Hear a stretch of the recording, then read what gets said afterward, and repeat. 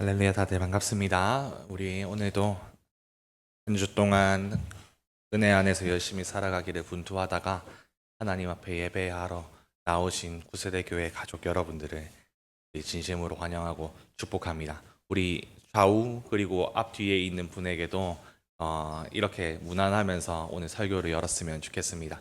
우리 좀 쳐다보면서 정말 하나님의 평안이 임하기를 소망하는 마음으로 샬롬이라고 인사를 좀 나눠볼까요? 샬롬.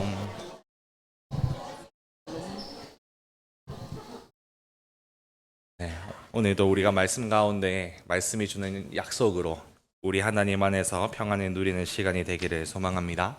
우리 오늘 함께 나눌 말씀은요, 베드로전서 5장 1절부터 14절까지입니다. 베드로전서 마지막 장을 이번에 나누고자 합니다. 베드로전서 5장 1절부터 14절까지 저와 여러분 한 절씩 나눠서 읽었으면 좋겠고요. 저는 쉬운 성경으로 읽도록 하겠습니다. 가지고 계신 번역본대로 편하게 읽으시면 될 것 같습니다. 제가 먼저 1절부터 읽지요.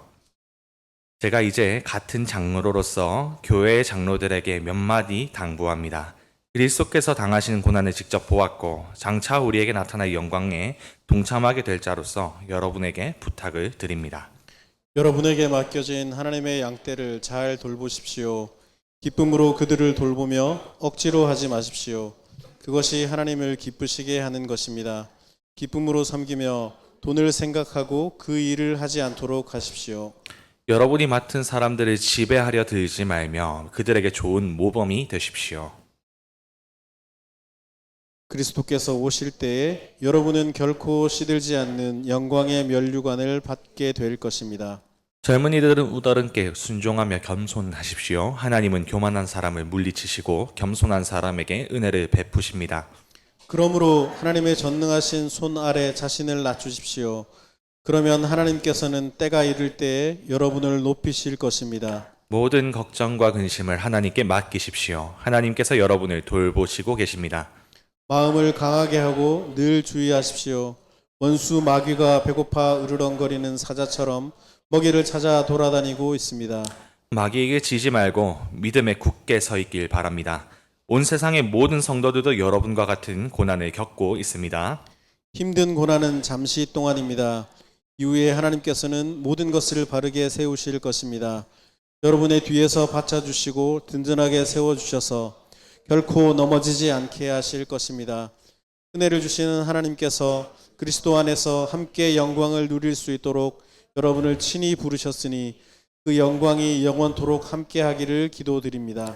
모든 능력이 하나님과 영원히 함께 하기를 빕니다. 아멘. 나는 이 짧은 편지를 신라의 손에 빌어 여러분께 보냅니다. 그는 진실한 믿음의 형제입니다. 부디 이 편지를 통해 위로와 격려가 되었으면 좋겠습니다. 이 모든 것이 하나님의 은혜임을 기억하고 그 은혜 안에서 흔들리지 말고 굳게 서십시오. 여러분과 함께 택함을 받은 바벨론에 있는 교회가 여러분께 문안합니다.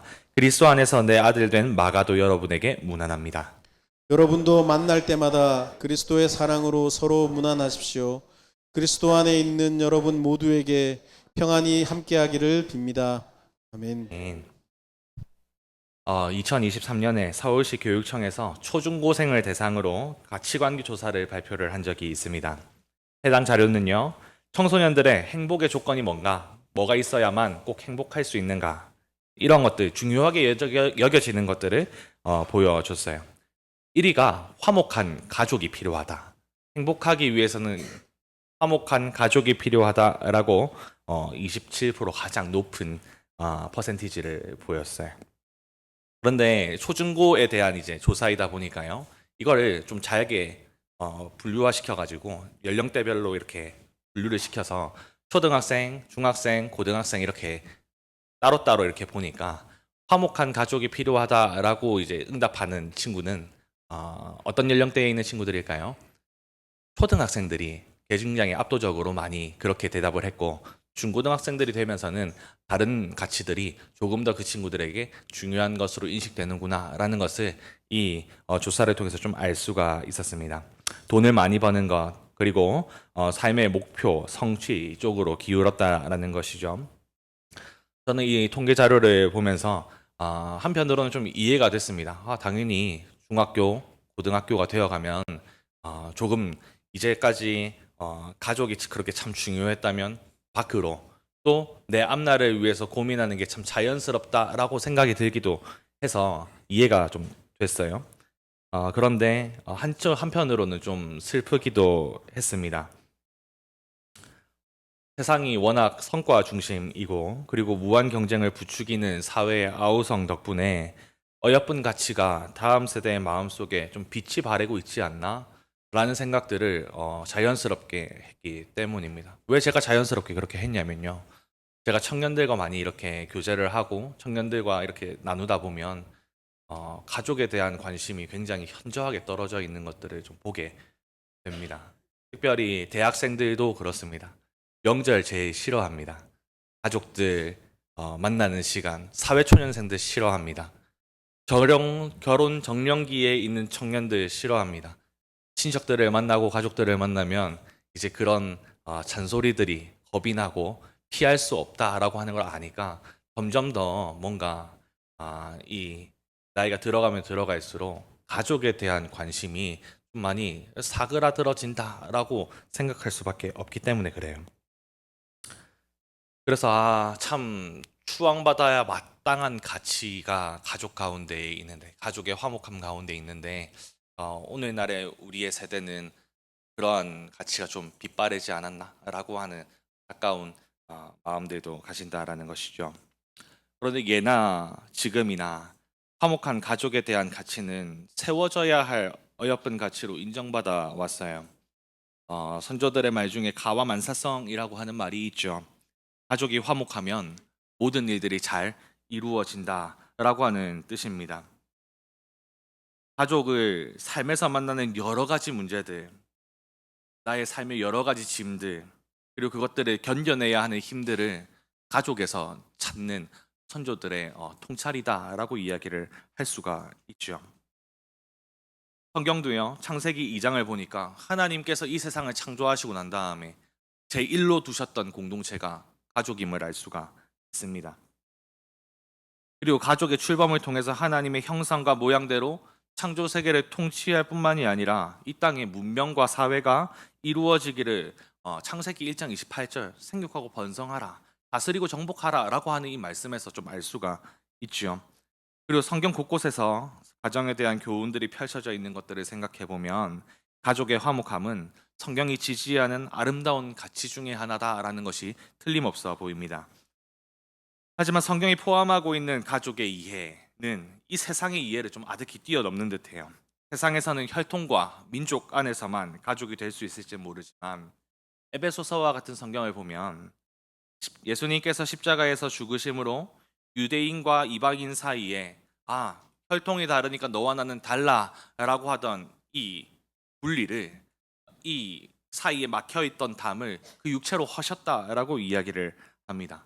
그리고 하나님과 화목하게 했다라고도 얘기를 하죠. 그리고 예수님을 통해 이방인인 우리도 더 이상 낯선 나그네나 손님이 아니라 하나님의 권속, 다른 말로는 하나님의 가족이라고 에베소서 2장 19절에서는 증언을 하고 있습니다.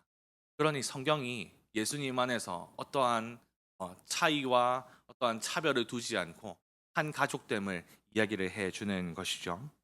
우리가 살펴보고 있는 베드로전서도 동일합니다. 성도를 베드로전서 2장 5절 거룩한 성전 하나님의 집으로 비유했어요.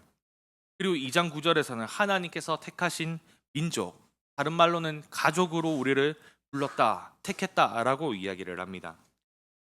비록 유대인과 이방인들이 출신과 문화, 과거로부터 형성된 세계관도 다르지만 성경은 교회가 하나님의 집이요, 지체들 서로가 한 아버지를 두고 있는 가족 구성원들이다라고 하는 사실을 밝혀줍니다.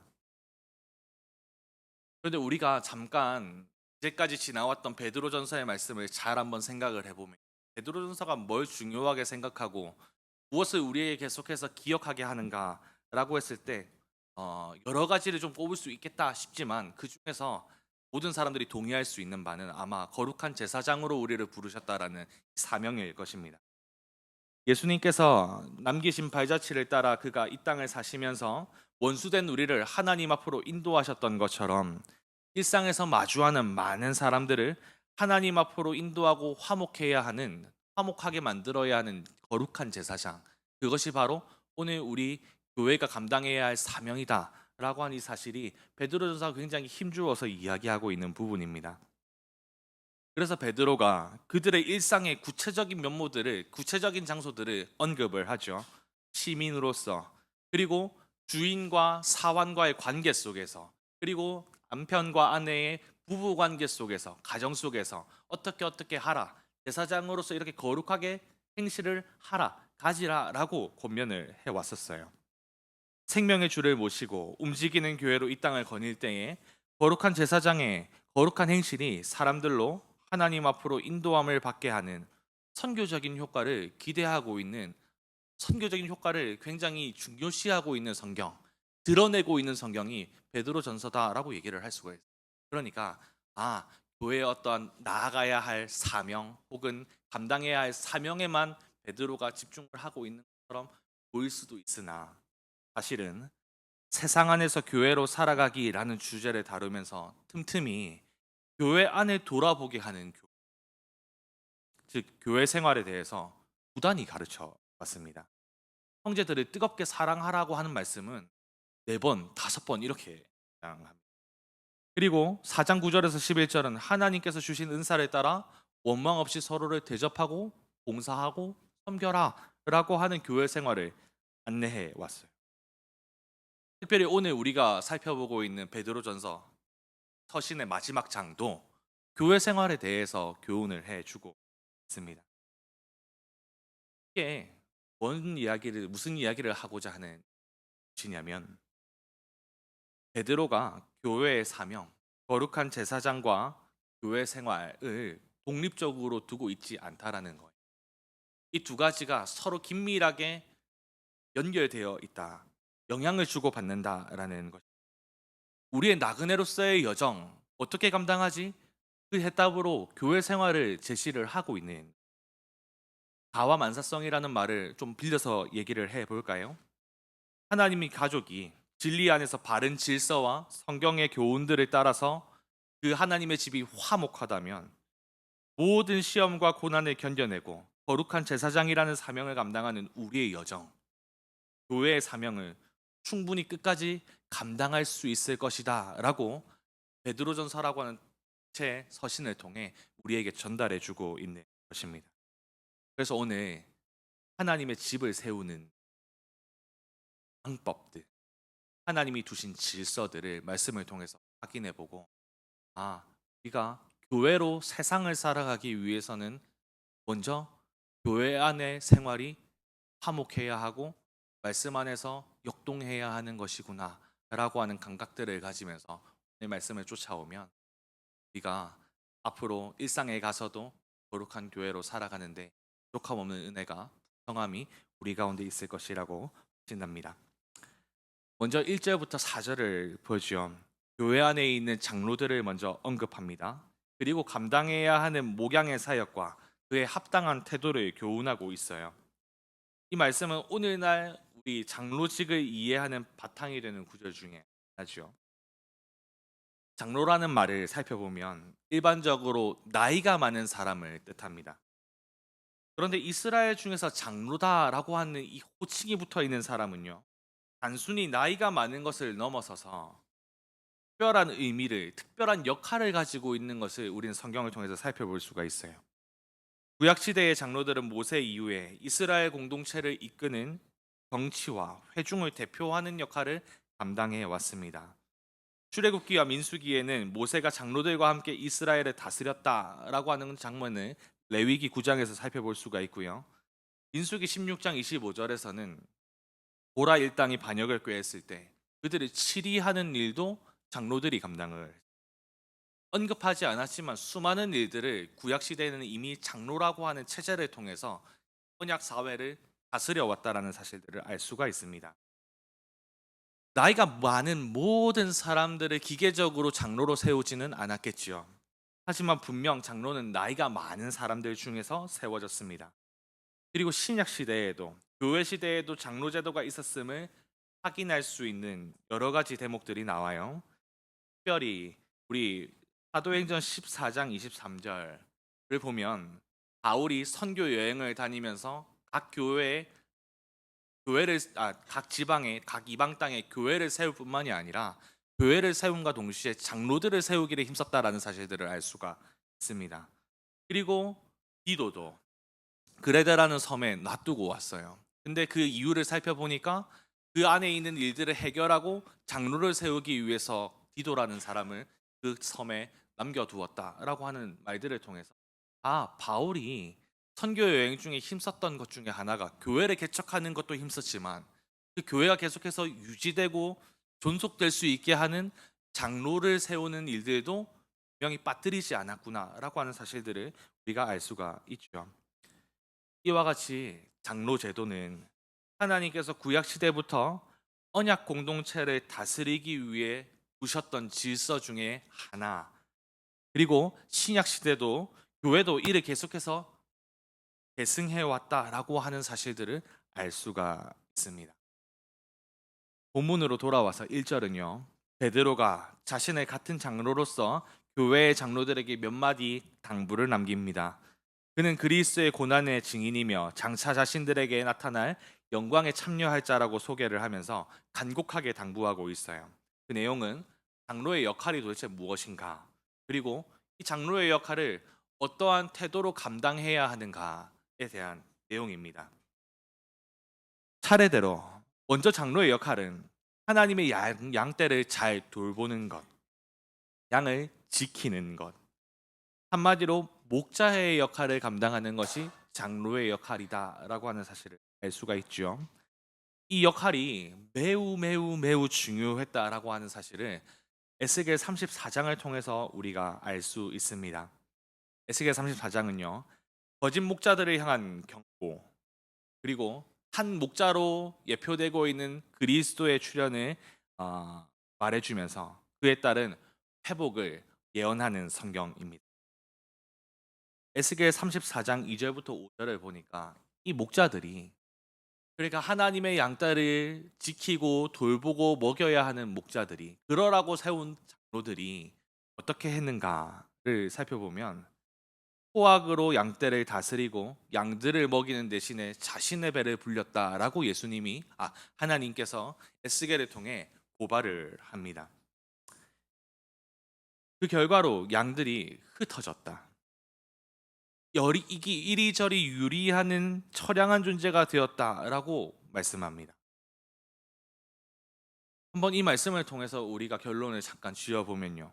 하나님께서 언약 공동체 가운데 주신 질서, 장로직, 목자의 역할, 이 바르게 시행되지 않으니까 언약 공동체가 쇠퇴하고 타락하고 패보하는 결과로 이어지더라라고 하는 이 사실을 우리가 곰곰이 생각해 보면 참 이 역할이 중요하지 않을 수가 없구나라고 하는 결론에 도착하게 되죠. 물론 언약 백성들의 책임이 없지 않을 겁니다. 목자만 잘못한 것이 아니라 따라가는 양들도 패역했지요. 하지만 성경을 통해서 밝히 드러나는 것은 하나님께서 목자의 역할을 맡은 사람들에게 책임을 묻고 계시다라는 책임을. 그런 이 장로의 역할이 중요하죠. 목자의 역할이. 베드로는 이어서 장로의 역할을 어떠한 태도로 감당해야 하는지 3가지 정도를 제시를, 전부 다 뭐뭐 하지 말고 이런 식으로 해라라고 이야기를 하는데요. 첫째, 억지로 하지 말고 하나님의 뜻을 쫓아 자원하는 마음으로 감당하라고 교훈을 하지요. 다른 여러 가지 이유에 쫓겨가지고 장로의 직분을 감당하는 것이 아니라 하나님의 뜻, 하나님이 기뻐하시는 바를 좇는 자원하는 마음으로 감당해야 한다라는 것을 의미합니다. 둘째, 더러운 이득을 하지 말고 기꺼운 마음으로 하십시오 라고 하지요. 쉬운 성경은 돈을 생각하지 말고 그 일을 하지 말라, 돈을 생각함으로 그 일을 감당하지 마십시오 라고 옮겨놓고 있어서 성경이 혹시 돈 자체를 부정하나 라고 하는 오해를 낳을 수 있지만, 이 부분은 개역개정의 번역을 따르는 게 더 이해하기에 확실할 것 같습니다. 왜냐하면 디모데전서 5장 17절과 18절은 수고의 대가를 누리는 것이 마땅하고 그것을 인정해 주는 것도 지불하는 것도 당연히 해야 하는 일이라고 교훈하고 있기 때문에 개혁 개정의 번역을 따라 더러운 이득, 돈 중에서도 더럽게 받고자 하는 어떤 돈이 목적이 된 이런 더러운 마음들을 지적하고 있는 것으로 이해하는 것이 더 자연스럽겠죠. 탐욕이나 이기적인 동기로 혹은 정직하지 않고 공정하지 않은 관행으로 돈을 벌기 위해 하지 말고 정직한 소득으로 기뻐하며 기꺼이 감당해라 라고 하는 말로 받을 수 있을 겁니다. 셋째, 맡은 사람을 지배하려 들지 말고 좋은 모범이 되라. 양을 돌보고 다스리는 것은 그들 위해서 군림하려고 하는 것이 아니다라는 것을 확실하게 보여주지요. 예수님께서 제자들에게 마태복음 20장 같은 말씀들을 보면요. 지방 통치자의 특징으로 다른 사람들의 주인이 되려고 한다라고 이야기를 해요. 근데 이 주인이 된다라는 말과 오늘 이 군림하다라는 말이 동일한 단어입니다. 그리고 권력을 다른 사람들한테 행사한다. 그것을 집어가지고 제자들에게 너희들은 이와 같이 하지 말라 라고 교훈하신 적이 있습니다. 목자의 역할은 말씀을 이용해서 양들을 주관하고 군림하려고 하는 것이 아니라 말씀에 수종들어서 그들을 섬기는 것이고 그들의 좋은 모범으로 서야 함을 가르쳐 줍니다. 4절에서 베드로는 장로들에게 목자장이신 그리스도를 소개해요. 앞선 세 가지 태도가 그러고 보니까 목자장 대신 그리스도와 딱 빼닮은 모습, 예수 그리스도의 본을 따온 것으로 볼 수도 있겠지요. 주님께서는 십자가의 고난을 억지로 감당하시지 않았어요. 하나님의 뜻을 따라 자원하는 마음으로 자신의 십자가에 내몰 사람들에게 당당히 걸어 들어가셨어요. 예수님께서는 이 땅에 잃어버린 자신의 양들을 섬길 때 다른 것을 원하지 않았어요. 심지어 예수님은 자신의 영광을 위해서 하지도 않고 자신이 드러나지 않기 위해 하나님의 말씀대로 계속해서 하나님의 말씀대로 내가 받아서 말하는 것이다 와 같이 그런 식으로 계속 자신을 지웠습니다. 그러니 다른 어떤 탐심이나 이기심으로 하지 않고 정직하고 공정하게 하셨지요. 그리고 예수님께서는 섬김을 가르치시기 전에 이미 자신이 섬기는 본으로 제자들 앞에 항상 본으로 보여주셨습니다. 이렇게 목자들의 본이 되어주신 주님께서 다시 이 땅에 돌아오신다고 하시잖아요. 모든 것이 그 앞에 숨겨질 수가 없어서 벌거벗은 것처럼 드러나고 각 사람은 자신이 심은 대로 거두게 되겠죠. 땅만 바라보면서 땅의 것으로 심은 자들, 정직한 것으로 심지 않고 부정직한 것들로, 더러운 것들로 심은 자들은 그 심은 대로 거두게 될 것입니다. 수치와 부끄러움을 거두겠지요.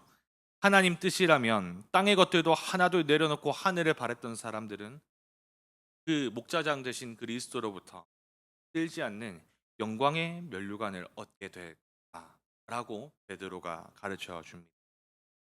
이렇게 베드로는 오늘 장들에게 교회를 다스리는 그리고 교회의 하나님의 양떼를 돌보고 지키는 이 장로들에게 이와 같은 땅한 태도로 장로의 직을 감당하라고 권면해 줍니다. 그리고 장로들이 이 권면을 따라서 교회에 있는 하나님의 양떼들을 돌본다면 자연스럽게 양들은 말씀 가운데에 다스림을 받고 그 영혼이 살찌우게 될 것이며 배가 부르게 되겠지요. 이렇게 먼저 하나님의 집에서 장로들을 언급하면서 하나님의 집이 어떻게 화목할 수 있는 장로들이 먼저 목자장 되신 그리스도 앞에서 목자장 되신 그리스도의 본을 따라 양들을 지켜야 한다라고 오늘 베드로가 이야기해 주고 그렇다면 이 장로들의 다스림을 받는 교회 모든 성도들은 이제 이 다음부터 이어지는 말씀으로 마땅한 태도들을 배울 수가 있겠죠. 이제 5절부터 11절을 통해 모든 성도들에게 요구되는 태도를 베드로가 일러줍니다. 그리고 그들이 대적하고 조심해야 하는 영적인 세력에 대해서도 언급해줘요. 그리고 12절부터 14절은 인사로 이 서신을 마무리를 하고 5절에 나오는 젊은이들 이렇게 이야기를 하니까 이 말씀을 받는 젊은 어떤 몇 사람들, 특정한 몇 사람들이 따로 있나? 와 같은 상상력이 우리에게 문게 피어나지만 사실 이제 어떠한 문맥들과 내용들을 보면 이 젊은이들은 사실 장로들의 치리와 다스림을 받고 있는 모든 성도들로 받는 것이 더 자연스러워 보입니다. 앞선 1절부터 4절이 이미 장로들의 목자의 역할에 대해서 다뤄왔고요. 그리고 비록 쉬운 성경은 옮겨놓지 않지만 개역개정과 원어는 이와 같이라고 하는 자를 넣음으로써 앞선 문맥을 그대로 이어가고 있다라는 사실을 이미 하고 있기 때문에 이 젊은이들이 몇 사람들만 이야기하는 것이 아니라 다스림을 받는 모든 사람들로 이해를 하는 게 자연스럽겠다라는 겁니다. 베드로가 모든 성도에게 요구하는 자세는 순종과 겸손이에요. 이미 베드로가 시민으로서 그리고 사환으로서 아내로서 순종하라라고 이야기했던 이력들이 있습니다. 그때에도 이 순종이 어떤 기계적인 순종, 이 사람이 뭔가를 이야기를 하면 이 권위 때문에 무엇인가 그것을 기계적으로 수행해야만 해라고 하는 유의 순종이 아니었어요. 오히려 하나님께서 이 세상을 이 질서 속에서 여전히 다스리고 계시다라고 하는 믿음 가운데 하나님의 주권이 인정하는 가운데 사람 때문에 하는 순종이 아니라 이 질서 속에 하나님이 나를 다스린다라고 하는 믿음 가운데 하나님께 하는 순종을 베드로는 여러 번 언급해 왔습니다. 그래서 당연하게도 하나님의 뜻을 벗어나는 일들, 하나님의 말씀을 벗어나는 일들을 우리에게 요구한다면 당연히 순종할 수가 없겠지요. 이와 동일하게 장로들이 말씀에 수종들어서 목양의 역할을 감당을 하고 있다면 성도들은 하나님께서 이 질서를 통해 나를 다스린다라고 하는 이 사실을 인정하고 믿음으로 순종해야 한다라는 것을 가르쳐 줍니다. 그리고 베드로전서가 참 재밌는 것이요. 우리가 순종하라라고 하는 이러한 명령을 듣게 되면 사실 조금 불편하잖아요. 더군다나 앞서서 순종을 가르쳤던 국가 권력 앞에 있는 시민, 그리고 주인을 앞에 둔 사환, 남편을 둔 아내. 이 세 가지 경우 모두 베드로전서에서는 굉장히 까다로운 상황들을 집어서 이야기를 했다. 지금 이 땅을 다스리고 이 지역을 다스리고 있는 국가 권력은 로마입니다. 로마죠. 그렇게 뭔가 긍정적으로 볼 수 없는 대상이란 말. 주인도 그냥 너그러운 주인이면 참 좋을 텐데 까다로운 주인에게도 순종하라고 가르쳤단 말이에요.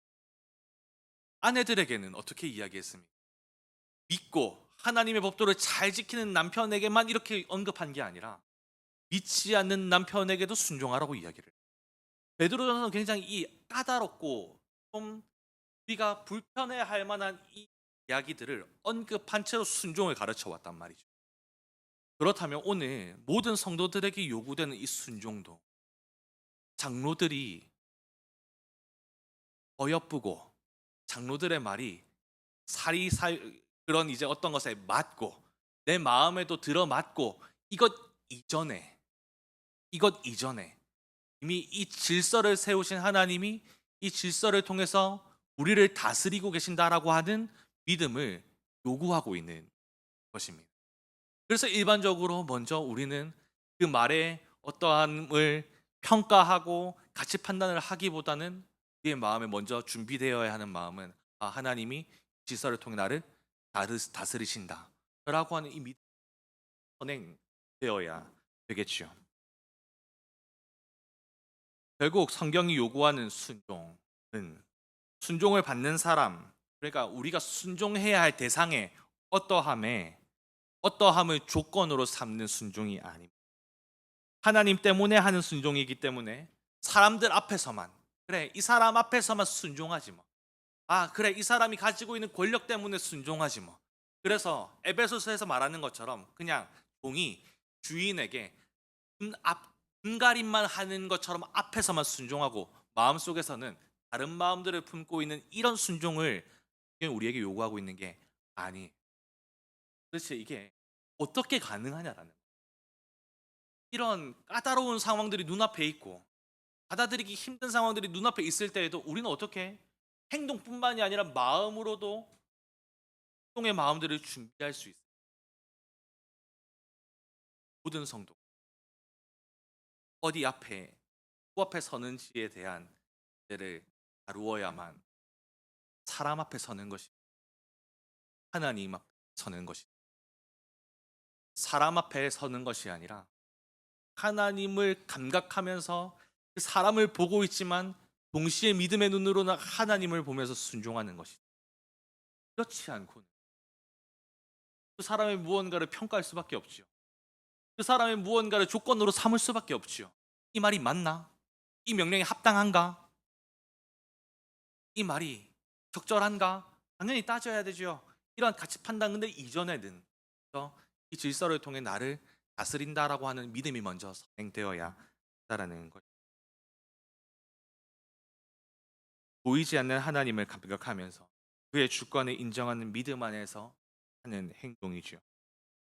이제 베드로는 교만한 사람을 물리치시고 겸손한 자에게 은혜를 베푸시는 하나님을 상기시킵니다. 그리고 모든 성도들이 피차 겸손해야 함을 가르쳐 줍니다. 오늘 굉장히 좀 안 좋은 소리를 많이 하는데요. 아쉽게도 쉬운 성경은 젊은이가 어른에게 하는 것으로만 이 겸손을 숨겨놓고 있어요. 하지만 다른 번역본들과 특별히 제가 가지고 온 개역개정과 원문은 다 서로 겸손으로 허리를 동이라.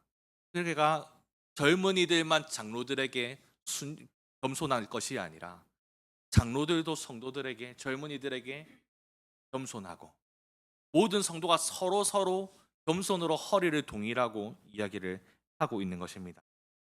6절에서 언급하는 전능자의 능한 손을 한번 주목해서 보십시오. 그 하나님의 전능한 손은요, 세상에서 얼마나 재력이 풍부하고 권력이 막강할지라도 만약 그가 하나님 앞에 교만하다면 그를 쳐서 낮추실 수 있는 능력의 손이, 그리고 그 손은 비록 세상에서 비방을 당하고 이상히 여김을 받을지라도 만약 그가 하나님 앞에 겸손하다면 그 손은 필요한 은혜를 넉넉하게 베푸시는 손입니다. 그 손 아래에서, 그 능하신 손 아래에서 겸손하라 라고 하는 것은 보이지 않는 하나님의 주권을 인정하라, 하나님보다 앞서지 마라, 하나님보다 앞서서 판단하거나 심판하려고 하지 마라, 기다리고 잠잠히 인내해야 할 것을 우리에게 안내해 주죠. 왜냐하면 때가 되면 하나님의 주권을 인정하며 예수님의 발자취를 따라서 고난의 길을 걸어가는 성도들을 높이실 거니까. 내가 높아지는 것이 아니라 하나님이 높이실 것이니. 전능하신 하나님의 손 아래에서 자신을 낮추는 이들은 하나님께 모든 걱정과 근심을 맡기는 사람입니다. 7절에 참 흥미로운 부분들이 나와요. 걱정과 근심은요, 이 단어가 주어에 따라 그 끼는 의미가 좀 많이 달라. 멜로라고 하는 이 단어가 염려하다라는 뜻도 있고요, 돌보다라고 하는 뜻도 있거든요. 그런데 성경에서 참 재미있게 사람이 주어일 때는 염려라고 번역을 하고 하나님이 주어일 때는 돌보다라고 번역을 하고, 우리가 하는 걱정은 그냥 염려로 남을 뿐이지만 하나님께서 우리를 향해서 해주시는 염려는 돌보심이 된다라고 하는 뜻이. 이러한 차이가 어디로부터 오는가? 능력으로부터 오는 것입니다.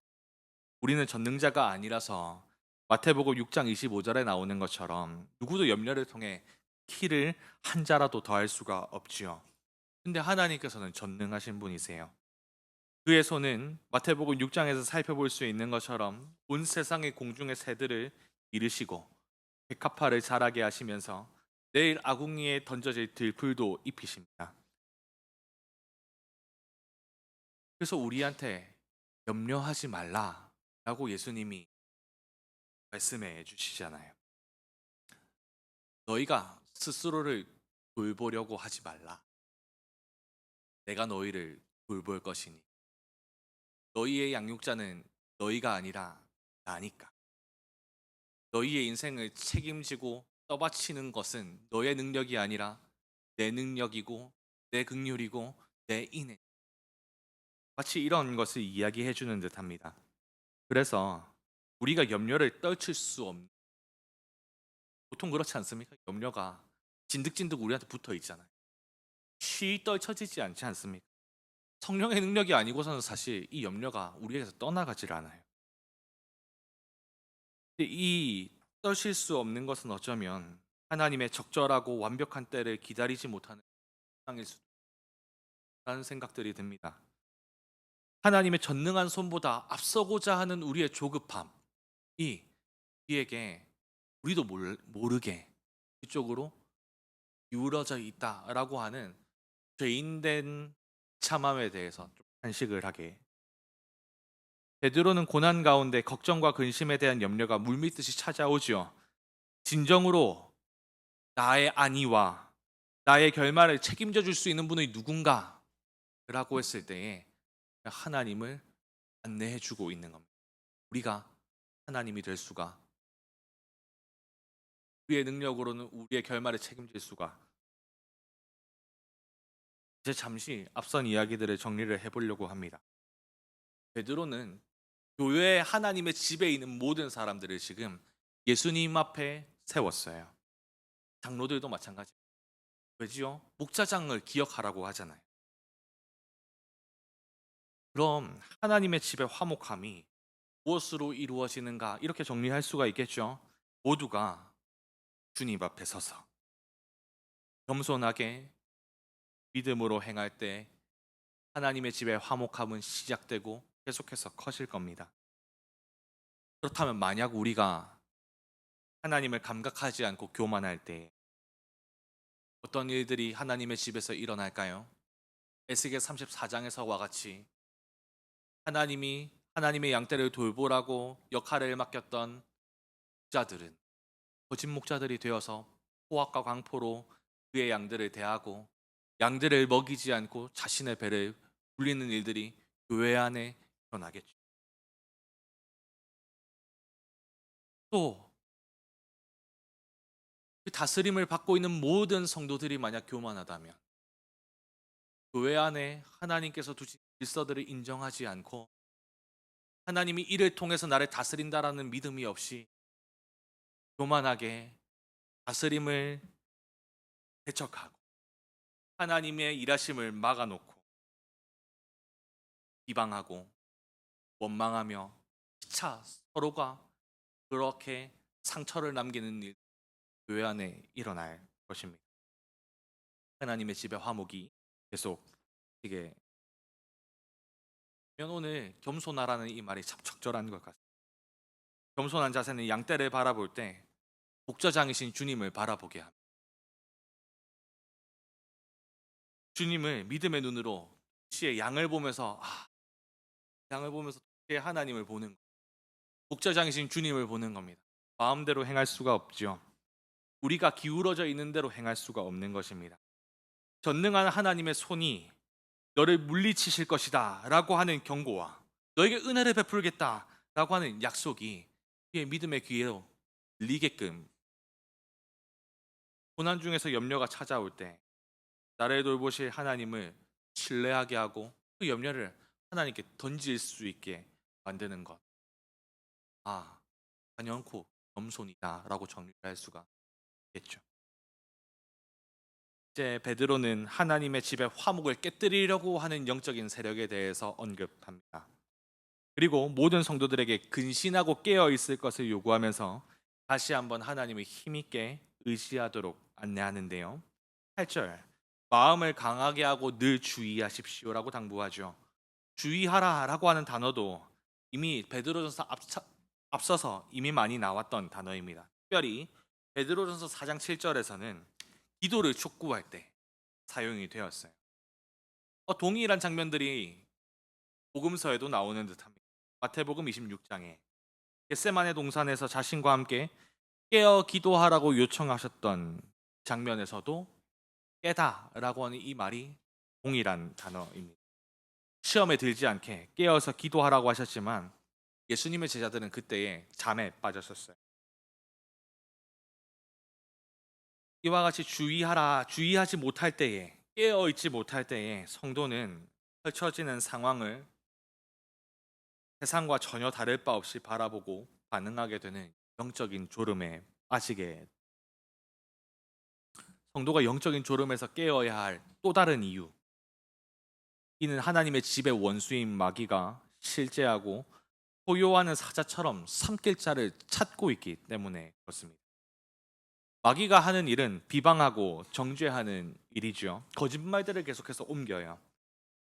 성경에서 그가 하는 역할들을 좀 살펴보니까요. 창세기 3장, 사람으로 하여금 하나님께 양심을 품게 합니다. 그리고 욥기를 살펴보면요. 하나님 앞에서 하나님의 백성들을 비방하고 참소하죠. 나누고 싶은 말들은 사실 여기에 있는 대목들입니다. 요한일서 5장 19절, 요한복음 15장. 자신의 권세 아래에 있는 온 세상을 부추겨서 성도들을 미워하고 박해하게 하는 주범. 고린도후서 2장에서는 심지어 신자들 사이에서도 용서하지 못하는 마음이나 분을 품게 해서 한 몸인 지체들을 분열시킨다라고 이 역할들을 좀 정리할 수 있을 것 같아요. 이와 같이 마귀가 하는 역할은 한마디로 하나님의 집을 회방 놓고자 하는 것. 하나님의 집의 화목함을 계속해서 뜨는 거예요. 박해나 미움으로 하나님의 양떼, 우리로부터 이탈하게 만듭니다. 그리스도의 몸의 지체가 서로 교통하지 못하고 분열되게 만들어요. 그렇다면 마귀의 공격에 지지 말라라고 하는 이 말은 결국 하나님의 집의 화목을 지켜라 라고도 받을 수가 있어요. 모든 가족들이 영적인 잠에서 깨어서 믿음으로 굳건하게 주님 앞이라고 하는 자기 자리를 지키고 서야 합니다. 그래서 가까운 문맥 안에서 장로들은 목자장이신 주님 앞에 서서 목자로의 역할을 잘 감당해야 하고, 모든 성도는 주님께서 두신 이 질서에 순종하며 하나님의 직권을 정해야겠죠. 모든 것이 주님 앞에서 제자리일 때 목자는 양을 지키고 먹일 것이기 때문에 우는 사자로부터 하나님의 양떼를 능히 지키게 될 겁니다. 그리고 양떼는 순종함으로 목자를 따를 것이기 때문에 원수 마귀의 위협으로부터 빠져나올 수 있게 되겠지요. 10절을 보십시오. 베드로가 이제 고난은 잠시입니다라고 얘기해요. 이미 대적 마귀는 불과 유황에 못에 삼키어질 형벌을 받은, 선고받은 죄수죠. 목자장이 오실 때까지, 때가 이를 때까지 대적 마귀의 위협과 방해는 마지막 발버둥뿐이다라고 하는 사실을 합니다. 베드로는 잠시라는 말을 통해서 마치 지금이 붕뜨기 직전의 칠흑 같은 어둠을 뚫고 찬란하게 비춰올 새벽빛을 기대하게 만들어요. 새벽빛 이후에 우리를 휘감는 영광의 빛은 영원토록 우리를 비출 것이고, 땅에 나오는 것 다시 밤이 없게 되겠죠. 그때까지 우리로 고난의 길을 묵묵히 걸어가고 마귀의 관계를 물리칠 수 있게 하는 힘은 오직 은혜의 하나님으로부터 옵니다. 특별히 모든 은혜의 하나님, 뒤에서 받쳐주시고 든든하게 세워준다고 하시잖아요. 아주 넘어짐을 결코 허락하지 않으실 겁니다. 그리스도께서 이르신 영광 중에 우리 모두가 도착하기까지 하나님께서 필요한 모든 은혜를 아낌없이 허락하시고 능력의 손으로 붙드실 것입니다. 그래서 고난은 잠시지만 고난 끝에 우리에게 주어질 영광은 영원하겠죠. 성도는 하나님의 능력과 수많은 악이 현존하는 세상에서 결국 베드로가 성령을 말하고 있는 것처럼 모든 능력이 영원히 하나님께 있습니다 라고 말할 수밖에 없는 데다 하는 것을 확인하게. 서신의 마지막 12절부터 14절은 서신의 협력자, 현재의 목적, 난을 남겨요. 짧게 정리를 하죠. 믿음의 형제 실라는 바울과 함께 동역했던 실라와 동일 인물입니다. 그가 소아시아의 교회를 보내는 베드로의 편지의 전달자로 노력했다라고 하는 사실을 말씀을 통해서 확인할 수가 있죠. 그리고 이 편지를 통해 베드로는 주님을 따라 고난의 길을 걸어가고 있는 성도들에게 위로와 격려를 전하고자 했음이 분명하게 드러납니다. 그는 여러 가지 시험으로 근심하고 있는 교회가 하나님이 아닌 다른 은혜에 기웃거리는 것을 경계하면서 참된 은혜에 굳게 서라라고 권하고, 그러면 도대체 거짓된 은혜는 뭘까? 그것은 우리의 해석하기에 나름이겠지만 베드로전서라고 하는 문맥, 세상을 힘입고자 하는 마음들일 수도 있을 것이고, 그리고 여전히 교회를 다니고 그리스도를 믿음으로 살아가지만 그리스도만 향하지 않고 세상과 다리를 걸치고 있는 혼합주의도 아마 그와 같지 않을까 상상해 보게. 그리고 매번 만날 때마다 그리스도의 사랑으로 무난할 것을 당부해요. 3절에 무난을 전하고 있는 바벨론에 있는 교회, 문득 구약 시대에 유다를 함락시켰던 바벨론을 떠올리게 만들지만 그 나라는 이미 꽃이 시들고 풀이 마름과 같이 역사 속으로 사라졌습니다. 여기에 나오는 바벨론은 상징적인 의미로 로마를 가리키는 것이 분명해 보이죠. 그래서 로마의 심장부에서 호흡하는 나그네인 교회도 로마 변방, 지금 소아시아에 흩어져 살아가는 교회에게도 무난하면서 응원을 보내고 있다라고 우리가 볼 수가 있을 것입니다. 서신이 이렇게 마무리가 돼요.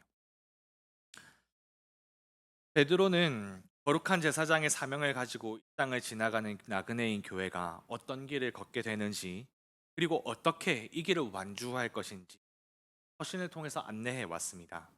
그래서 베드로전서는 교회의 여정의 안내서다, 이렇게 얘기를 할 수가 있을 것 같아요.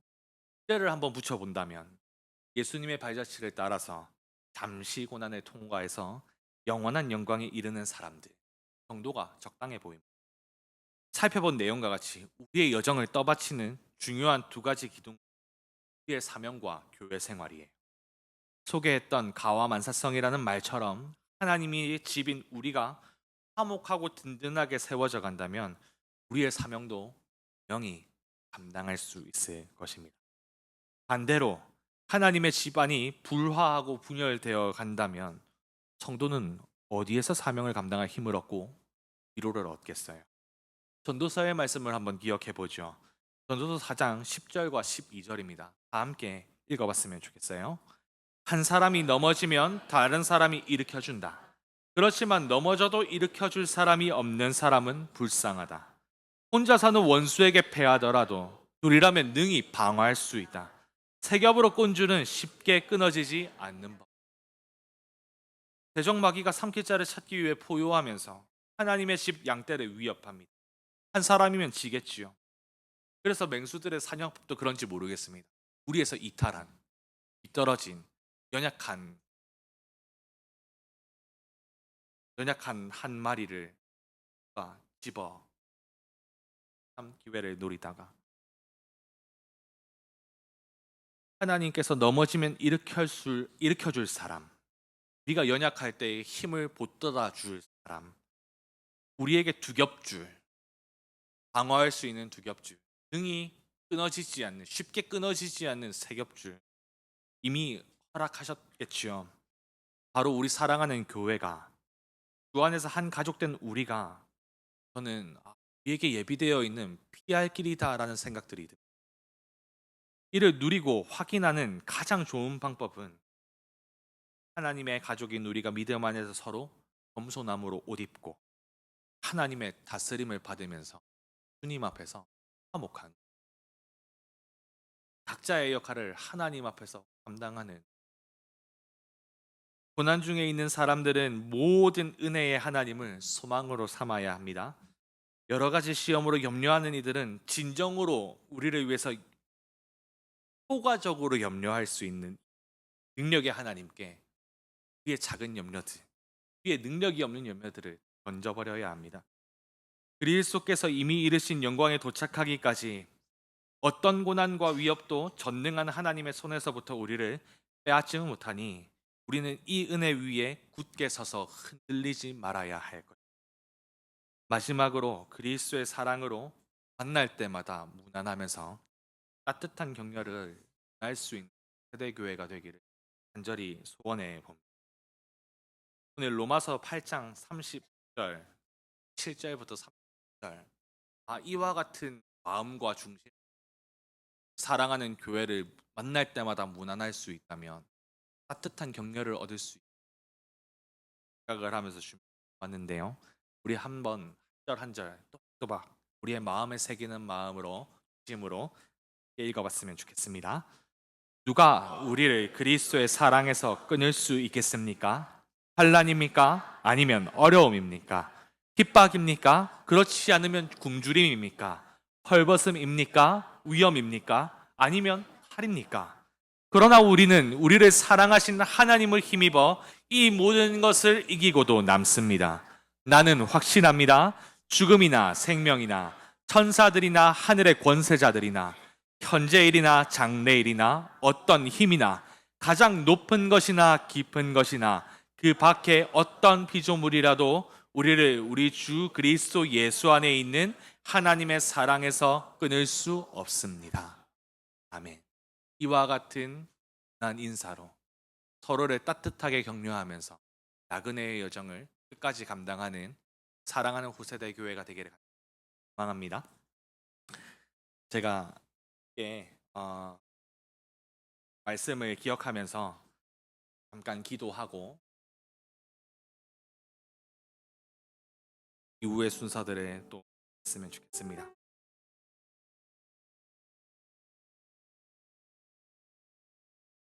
저는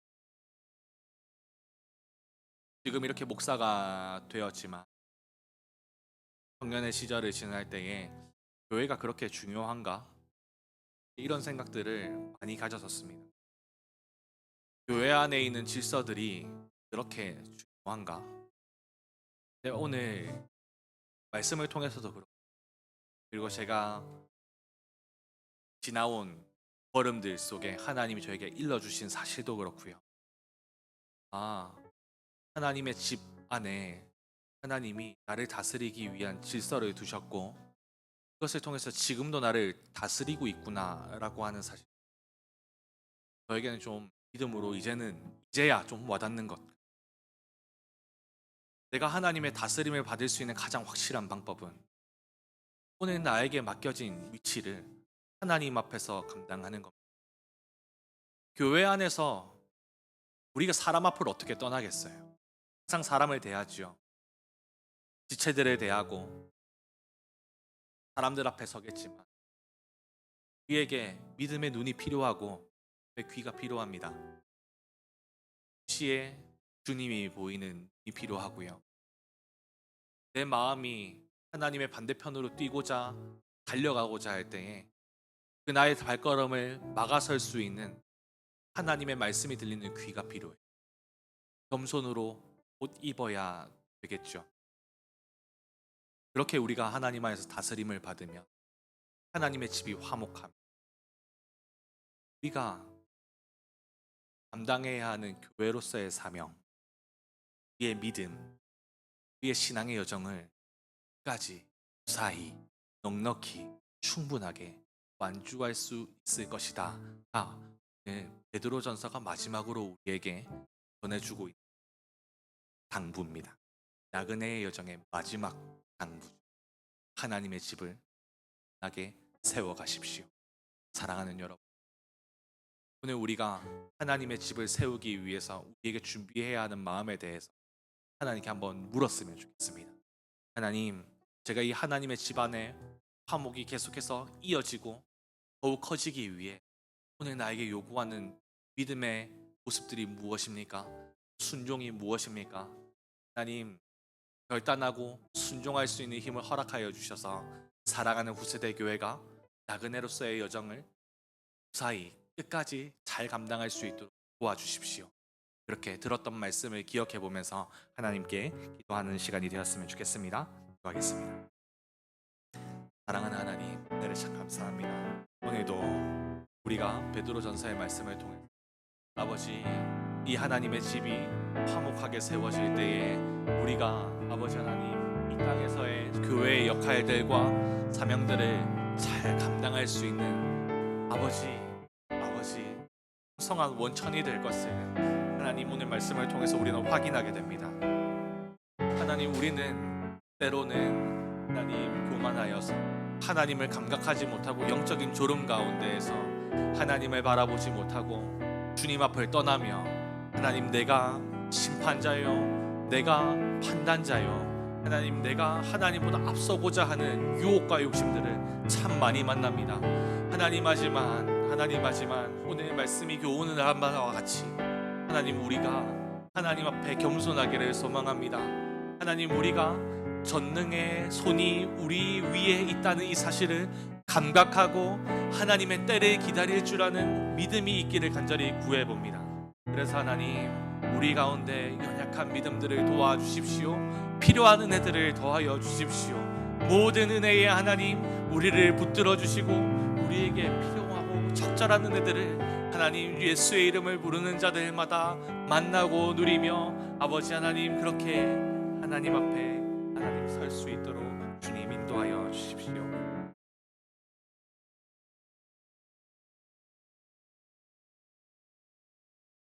예수님의 이름으로 다 함께 기도했습니다.